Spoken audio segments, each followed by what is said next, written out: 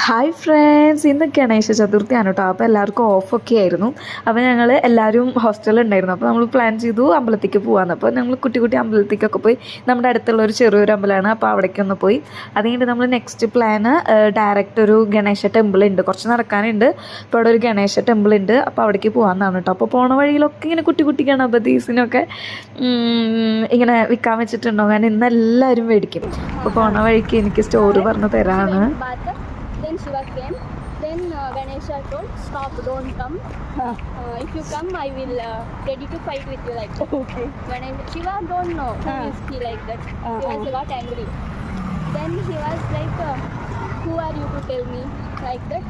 Then with heavy anger, he cut that neck. Okay. Was gone. Okay.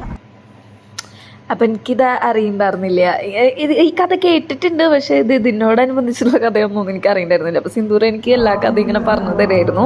അത് കഴിഞ്ഞിട്ട് നമ്മൾ നടന്ന് കുറേ വഴി തെറ്റിട്ടോ. അവസാനം നമ്മൾ തന്നെ നമ്മുടെ ആ ടെമ്പിളിൽ എത്തിയിട്ടുണ്ട്. ഇവിടെ ഫുള്ള് അലങ്കരിച്ചൊക്കെ എന്ത് രസമായിരുന്നു എന്നറിയോ കാണാനായിട്ട്. എൻ്റെ ഉള്ളിൽ ഫുള്ള് പോകണ്ട അലങ്കരിച്ചിരിക്കുക. ഞാൻ ആദ്യമായിട്ട് അമ്പലം ഇത്രയ്ക്ക് അടിപൊളിയായിട്ട് അലങ്കരിച്ചിട്ടൊക്കെ കാണുന്നത്. നമ്മുടെ അവിടെ ഒന്നും ഇങ്ങനെ അലങ്കരിക്കില്ല എന്ന് തോന്നണേ. അപ്പോൾ തന്നെ ഇതാണ് വലിയ ഗണപതി. അവിടെ ഇരിക്കുന്നുണ്ടായിരുന്നു ചെറിയ ഗണപതിയായിരുന്നു.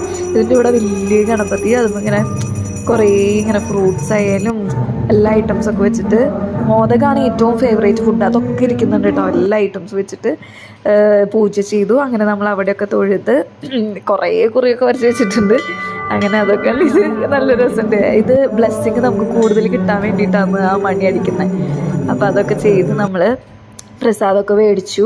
അപ്പോൾ അവിടുത്തെ പ്രസാദം നല്ല ചൂടോട് കൂടിയിട്ട് കിട്ടിയിരുന്നു.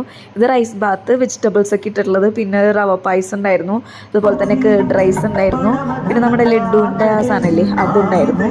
നല്ല ടേസ്റ്റ് ഉണ്ടായിരുന്നു. നല്ല ചൂടോട് കൂടി നല്ലൊരു സുഖം ഉണ്ടായിരുന്നു കഴിക്കാനായിട്ട്.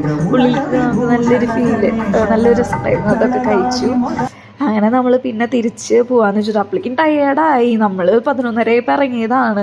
അവിടെ എത്തിയപ്പോൾ 12:30. കാരണം അപ്പോൾ ആകെ 15 മിനിറ്റ് ഉള്ളൂ നടക്കാനായിട്ട്. പക്ഷേ വഴി തെറ്റി നമ്മൾ 12:30 എത്തിയപ്പോൾ. അത് കഴിഞ്ഞിട്ട് വരുന്ന വഴിക്ക് ഇത് നമ്മുടെ അടുത്ത് തന്നെയുണ്ടോ 2 പാർക്കുണ്ട്. അപ്പോൾ പാർക്കിലേക്കൊക്കെ പോയി.